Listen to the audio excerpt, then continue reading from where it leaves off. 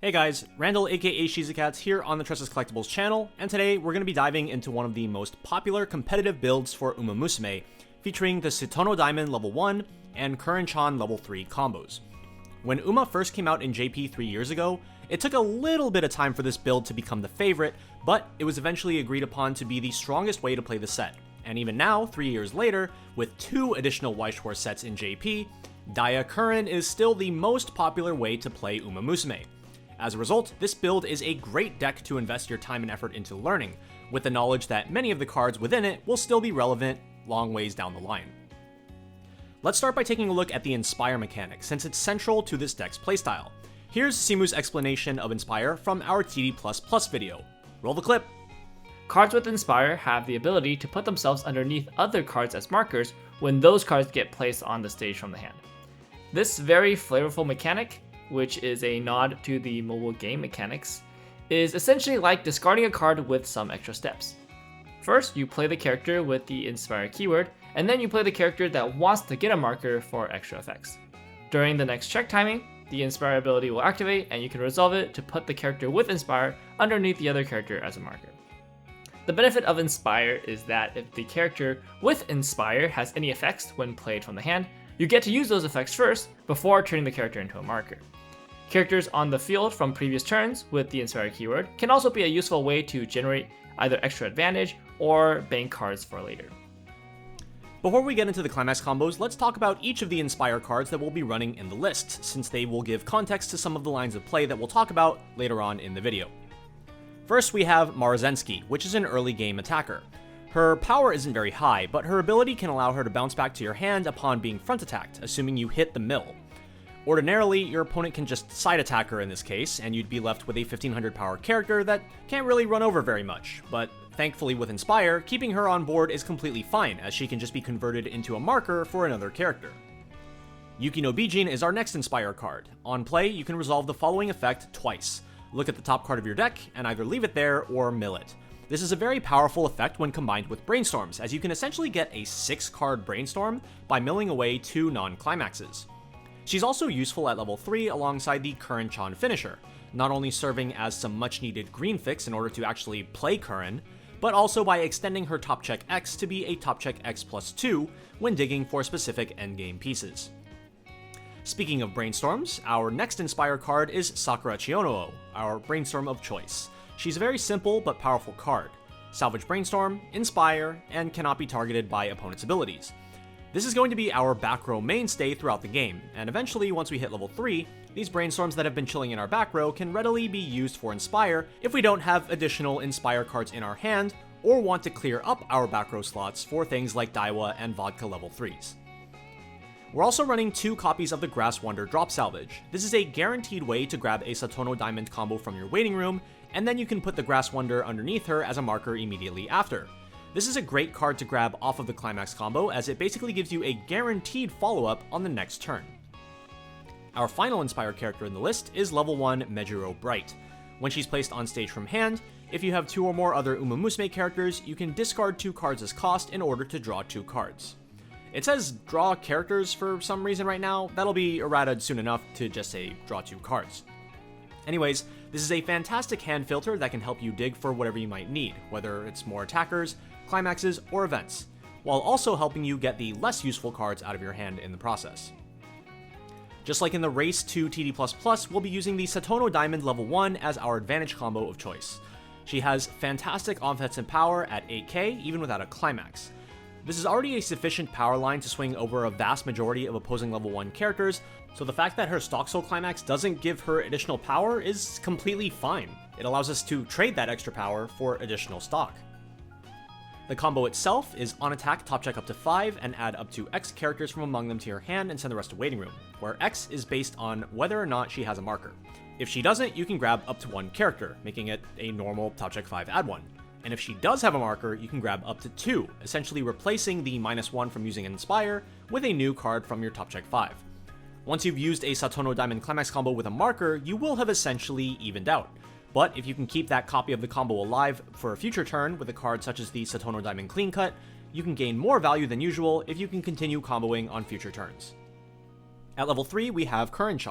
As mentioned earlier, she can top check up to X cards from the top of the deck on play, where X is the number of Umamusume characters you have on stage. Her Climax combo with Goldbar requires her to have a marker, and by paying discard 1, she burns the opponent for 1 and then looks at the next 2 cards of the opponent's deck, and you can send whatever Climaxes you see there to the waiting room. When Curren is placed on stage from hand, you can resolve her top check X before giving her a marker with Inspire, allowing her to look at the maximum number of cards. Now let's get into the rest of the deck, starting with the Superstar level 0 of Umamusume, another Satono Diamond. When placed on stage from hand, if you have another Umamusume character already on stage, she gains 1500 attack and on-attack scry until end of turn, and when she reverses a battle opponent, you rest one of your other characters and move it to an empty back row slot. This powerful effect, commonly referred to as a clean cut ability, allows you to attack with cards that normally wouldn't be attacking, such as the Chiono Brainstorm, and then move them to safety after they have finished their attack. You can also use it to preserve a level 1 combo to use again on the following turn, and as mentioned previously, you can get insane value by doing this with a level 1 combo that has a marker, since it can get double advantage on the next combo turn without needing to get a new marker. Our designated turn 2 play is the Grass Wonder Riki. As with any Riki, this is a great consistency booster, allowing us to add crucial early game pieces to our hand at an efficient cost, and potentially even boosting us up in level to start playing our important higher level pieces. Her on-play effect is Top Check 2 Rearrange, and you can activate this and the Riki effect in the order of your choosing. So if you resolve the Top Check 2 first, then you can determine what card is going to go to your clock. But if you choose the Riki first, then you will have knowledge of the top 2 cards once you've finished searching. Useful for following it up with something like a Brainstorm if you see a Climax, or Medrio Bright if you want to draw what you see. We're running 2 Climax Swap Aston Machans, which apart from being a Climax Swap, also gains 1k power while in the center slot to be a 3k attacker. With our level 3 Climax being a Goldbar, it can find its way into our hand pretty easily, where we can then swap it with Machan to keep slamming StockSoul Climax combos turn after turn. Additionally, Machan is red, which is very important for being able to play our level 3 Tokai Teo stock swap.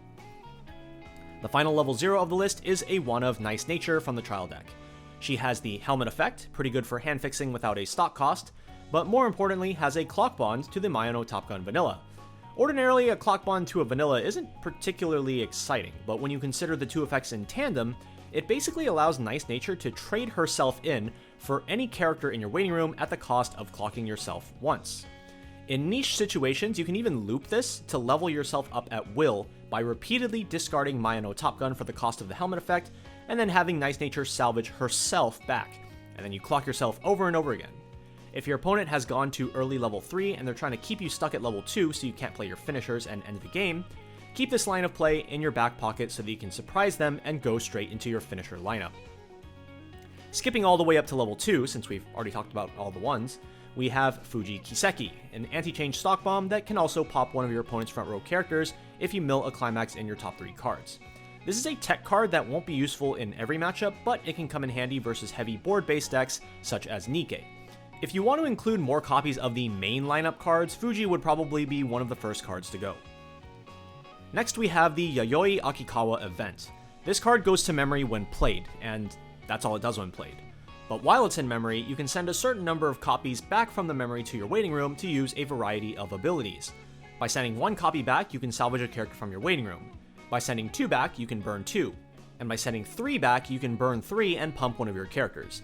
99% of the time, you're going to be using either the salvage or the burn 2. It's not worth it to use an entirely separate copy of Akikawa just to increase the damage of the burn by 1 and give yourself a power boost that probably isn't going to matter in the grand scheme of things. This is an extremely powerful and versatile card that can serve as a consistency piece to fix up subpar games, or a way to raise the deck's ceiling in games that are already going well. You can even use this card to cheat hand size in a way. Send this to memory and just leave it there, and then you can save the salvage for a future turn while you end your current turn with a full 7 cards in hand.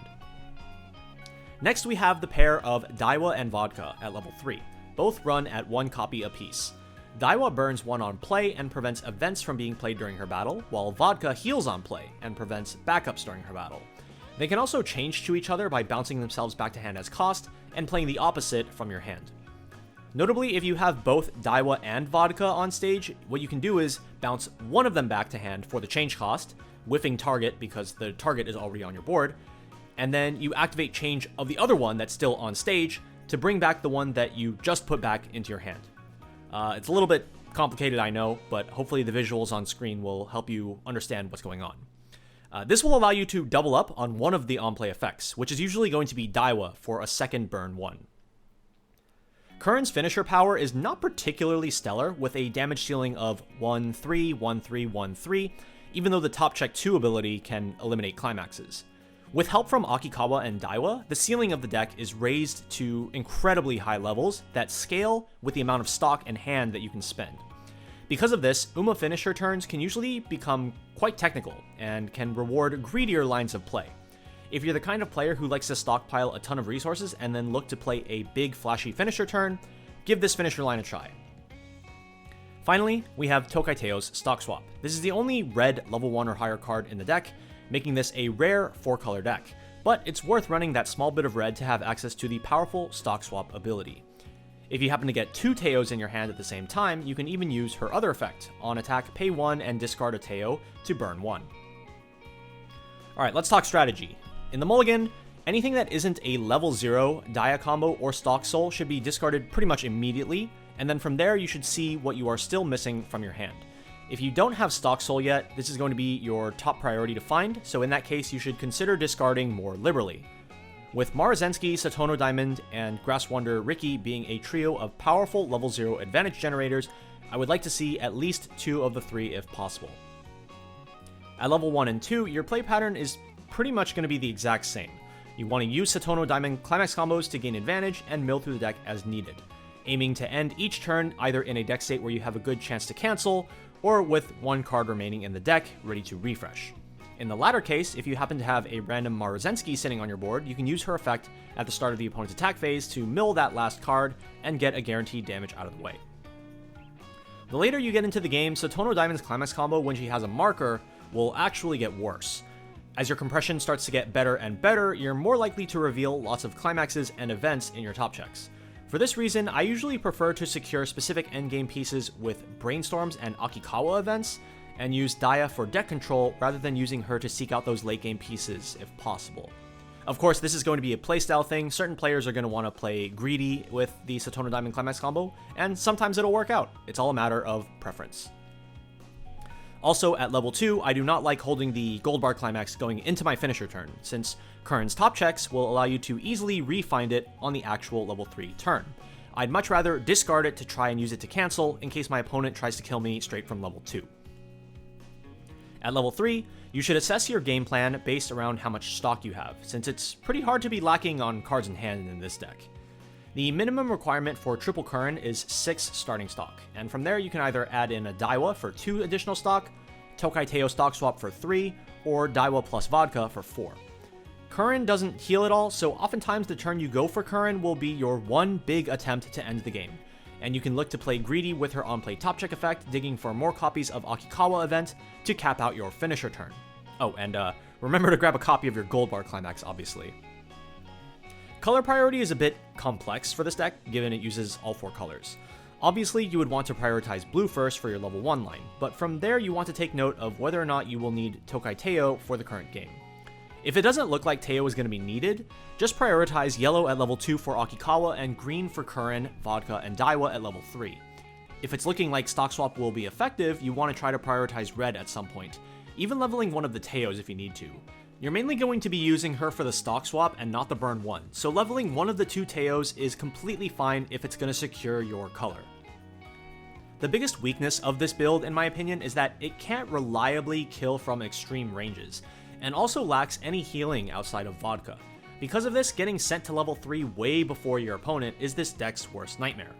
Ideally, you want to be the one canceling well, and then leveraging your lead against your opponent, potentially using Nice Nature to level yourself up and force the issue when you think you have an opening to end the game. Also, one big mistake I see a lot of newer Uma players make is that they use Inspire pretty much whenever they can, even putting cards like their Chiono Brainstorms underneath their combos and leaving themselves with no good back row to use. Inspire is great because it allows you to play a card for its on-play ability, marker it under something, and then play something brand new and more powerful or more useful in its place. However, if you're not even able to play something to replace them, then what was the point? Lastly, let's go over a few extra options in case you either want to change up the deck list a bit, or Uma has gotten to the point where it's been restricted, since it does have a restriction list in JP. Let's start with Fine Motion. Uma doesn't get the extremely powerful Dansu Flame Brainstorm until the beginning of a new era expansion in November, but there's still this very playable alternative in the first booster set. This Top Check 3 Brainstorm also lets you filter an unneeded card out of your hand when you play a Climax, giving your opponent the choice of the top 2 to add to your hand instead. Mejuro Dober is a personal favorite card of mine. She is a 1/0 with 6k power on your turn, and she can salvage a character on the turn she's placed on stage from hand as long as she has a marker. Unlike Satono Diamond, who selects from the top 5 cards of the deck, Dober can give you the exact card you need straight from the waiting room. On any turn that you aren't fielding triple Satono Diamond combo and you have a Dober instead, I actually feel like it's more optimal to prioritize giving Dober the marker rather than Daya for this reason. She even has Inspire herself to put under Curren-chan in the endgame. Agnes Digital is an on-play hand-to-stock, and she gains power whenever your other character attacks. Occasionally, Uma can get out of control with how much hand it can accumulate, especially if you're reusing Satono Diamond combo with help from the Satono Diamond Clean Cut. While this might seem like a bit of a stake too juicy kind of card, the hand to stock can help convert that excess hand into extra stock, which can help your endgame scale even harder. Finally, for a couple of extra red splash options if you feel like 4 red isn't enough, consider playing a copy or 2 of either Machikane Tannhäuser or the trial deck Admire Vega. Machitan is a Rico hand fix that also has a Mill 2 attached for a potential power buff, but even though she lets you hand fix for no stock cost, she doesn't have Inspire like Grass Wonder does, which can be a pretty big downside. Admire Vega can be a useful level 0 option into metagames that utilize a lot of high impact on reverse abilities, and it also gives you another way to recycle your important cards like Satono Diamond level 1 combo, although by bouncing it back to hand, you will unfortunately lose the marker. And that's going to conclude our Umamusume meta deck profile. Overall, I would say Uma is one of the more technical decks that I've played, but can also be extremely rewarding. The complex lines of play that this deck offers very much fit my own playstyle, but might not be for everyone. If you're up to the challenge, give this deck a shot. As always, if you have any questions or comments, leave them down in the comment section below, and be sure to like the video and subscribe to the channel if you enjoyed it. Until next time, this has been Randall, aka Shizukats, on the Tressa Collectibles channel. Bye!